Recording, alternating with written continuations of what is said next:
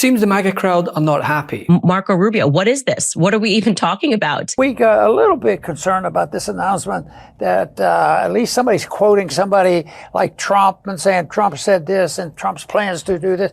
And that has to do with Rubio. You know, Rubio, he's one of those that's not on our favorite list. No. So you see, remember when Vice President-elect J.D. Vance dubbed Donald Trump as the candidate of peace in the run-up to the election, going as far to say that he will not hire neocons. I certainly hope you vote for Donald J. Trump today. I think that his policies are going to promote peace and prosperity for our citizens.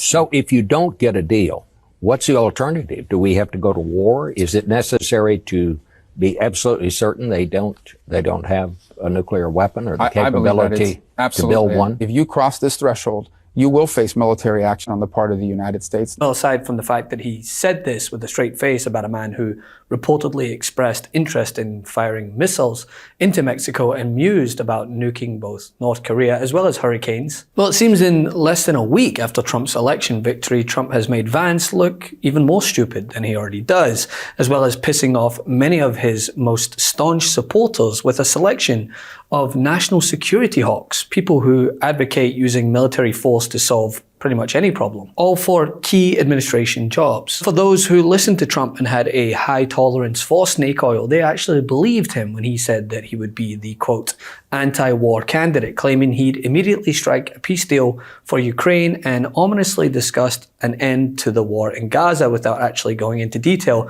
about what he would do. But he just went ahead and appointed someone who has said on record that there's no such thing as a Palestinian as ambassador to Israel. I think Israel has title deed to Judea and Samaria. There are certain words I refuse to use. There is no such thing as a West Bank. It's Judea and Samaria. There's no such thing as a settlement. They're communities, they're neighborhoods, they're cities. There's no such thing as an occupation. That they get out of their minds that people are living in lean-tos and tents, and sleeping in cars, circled around a tree. They're living in very well-designed and beautiful cities and communities. Can't wait to get back. I'm going to take an extra hat. I'm going to get it to President-elect Trump. Build Israel great again. Who knows? We may see him wear this out there in one of his rallies somewhere. I don't know. Choosing a former Fox host and veteran as his defense secretary, and then pulling out of the swamp little Marco Rubio, which left many of his most staunch supporters absolutely reeling, and some scratching their head as they tried to comprehend the fact that a career criminal who made fortunes wheeling, dealing, and stealing would lie to them to get their vote. that has to do with Rubio. You know, Rubio, he's one of those that's not on our favorite list. No. So, and that means that he could become Secretary of State. And I don't think that would be good for the country. No. So, Or the world. there's two different kinds of people in the world, the way I see it, when I want to simplify it. There are the authoritarians, and there are the people who want to follow, voluntarism and peaceful means. And I would put him into the category of authoritarianism because he's expressed himself. And his authoritarianism doesn't mean that he beats up on people. That's a personal thing. But authoritarians in politics is much, much more deadly. Yeah. Marco Rubio, what is this? What are we even talking about?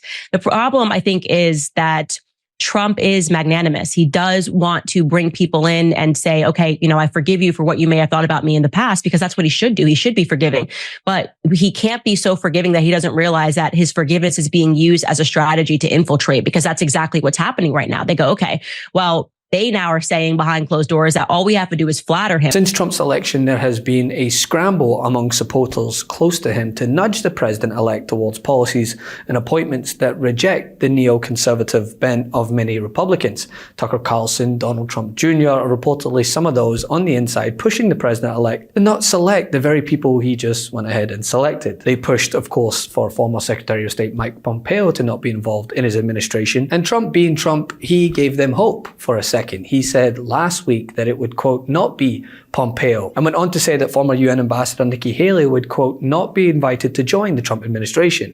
Trump's main campaign platforms, one of the main things that he talks about, and of course, I think he learned in some ways the hard way during his first 4 years in office, is the president recognizes that if you have people in your government who you tell to do something and they disobey you, that's not like checks and balances. They're part of your government.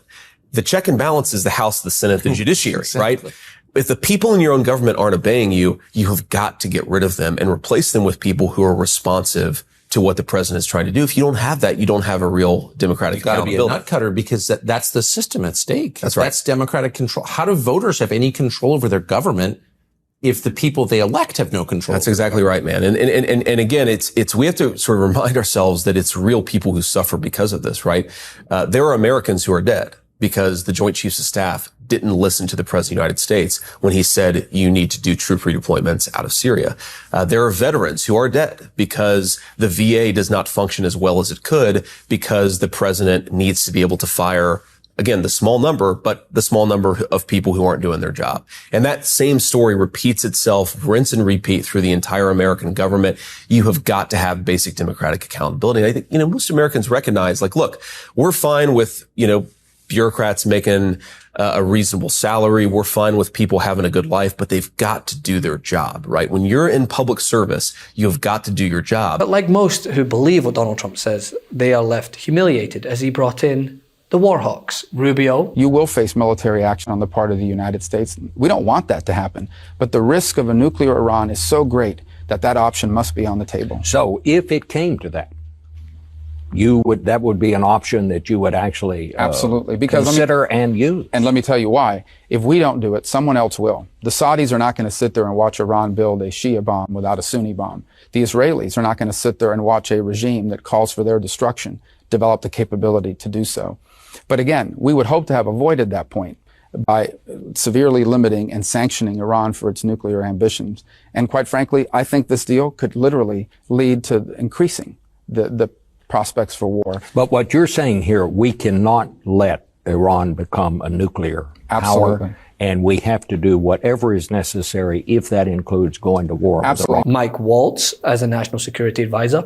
Sometimes with a bully, and in this case with Iran, you have to punch him in the nose. That's what we did with Soleimani, and deterrence was restored. But we continue to hear from Blinken, from the president and others, darn it, we'll defend ourselves vigorously, and if necessary, we'll take action. Well, after 30 wounded soldiers and nearly 90 attacks on our bases in the last 2 years, when does this administration find it necessary to punch the bully in the nose? Yeah. Because that's the only thing it's respond to. It's going to get away with these attacks as long as it can, and it's going to arm and fund and train its proxies as long as we let them get away with it. Yeah, you mentioned those service members who have already been injured by drone and rocket attacks on U.S. bases in Iraq and Syria. Elise Stefanik as the UN ambassador. But, to be fair to the felon-in-chief, he opted to keep everyone on their toes when he selected Matt Gaetz as Attorney General, whose own Republican colleagues have said this about him. And I'll give you the truth why I'm not Speaker. It's because one person,